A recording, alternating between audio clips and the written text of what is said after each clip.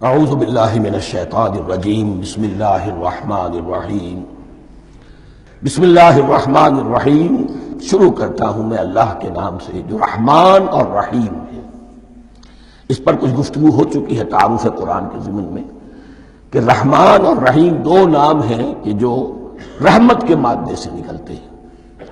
رحمان میں اللہ تعالیٰ کی رحمت کا جوش، ہیجانی کیفیت، طوفانی کیفیت، اور رحیم میں اللہ تعالیٰ کی رحمت کا دوام اور تسلسل۔ یہ دونوں کیفیات اللہ کی رحمت میں بیک وقت موجود ہیں، جس کا ہم تصور نہیں کر سکتے۔ ہم سمندر کو دیکھتے ہیں، متلاطم سمندر ہے، اس میں ہیجان ہے، طوفان ہے۔ دریا کو دیکھتے ہیں کہ وہ سکون کے ساتھ چل رہا ہے، خاموشی سے چل رہا ہے، بہہ رہا ہے، بس تسلسل کے ساتھ بہہ رہا ہے۔ ہم ان دونوں کیفیات کو علیحدہ علیحدہ دیکھتے ہیں تو ہمارا ذہن ان دونوں کو بیک وقت اس کا تصور نہیں کر سکتا، تخیل ممکن نہیں۔ لیکن اللہ کی رحمت کی یہ دونوں شانیں مستقلاً ہر وقت موجود ہیں بیک وقت، اسی لیے ان دونوں کے درمیان کہیں حرف عطف نہیں آئے گا۔ بسم اللہ الرحمن الرحیم، الحمد للہ رب العالمین۔ کل حمد، اور حمد کو ذہن میں رکھ لیجئے، حمد مساوی ہے تعریف جمع شکر۔ عام طور پر ترجموں میں ایک لفظ لایا جاتا ہے، کل تعریف اللہ کے لیے، یہ کافی نہیں ہے۔ تعریف آپ کسی شے کی کر سکتے ہیں جس میں کوئی حسن ہے، خوبی ہے، کسی بھی اعتبار سے، خواہ آپ کو اس کے حسن و خوبی سے کوئی فائدہ حاصل نہیں ہو رہا۔ ایک پھول ہے، بہت خوبصورت ہے، بس ٹھیک ہے، خوبصورت ہے، آپ نے کہا تعریف کر دی۔ شکر کرتے ہیں آپ اس شے کا جس سے آپ کو کوئی فائدہ پہنچا ہو، استفادہ ہوا ہو، آپ کی کوئی ضرورت پوری ہوئی ہو، آپ کی کوئی مشکل رفع ہوئی ہو۔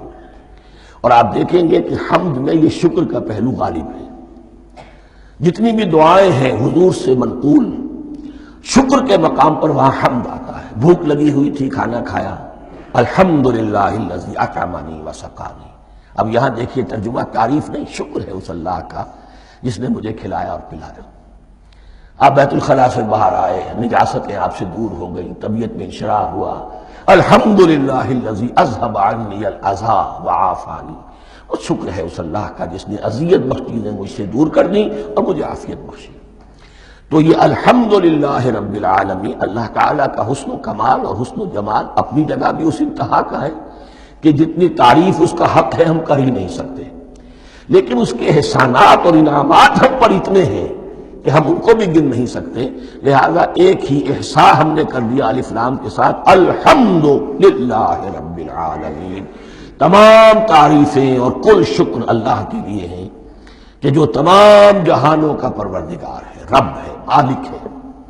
رب میں ایک مفہوم ہوتا ہے ربوبیت کا، اور اس میں مفہوم شامل ہوتا ہے تربیت کا، ربیانی صغیرہ۔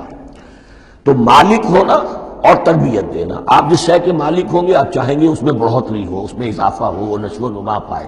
تو یہ دونوں چیزیں آپس میں ایک دوسرے کا جڑی ہوئی ہیں، پروردگار بھی اور مالک بھی۔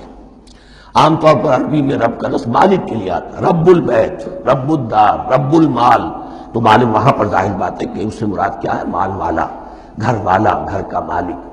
تو کل شکر اور کل تعریف اس اللہ کے لیے ہے جو تمام جہانوں کا مالک بھی ہے اور پروردگار بھی ہے۔ صدق اللہ العظیم۔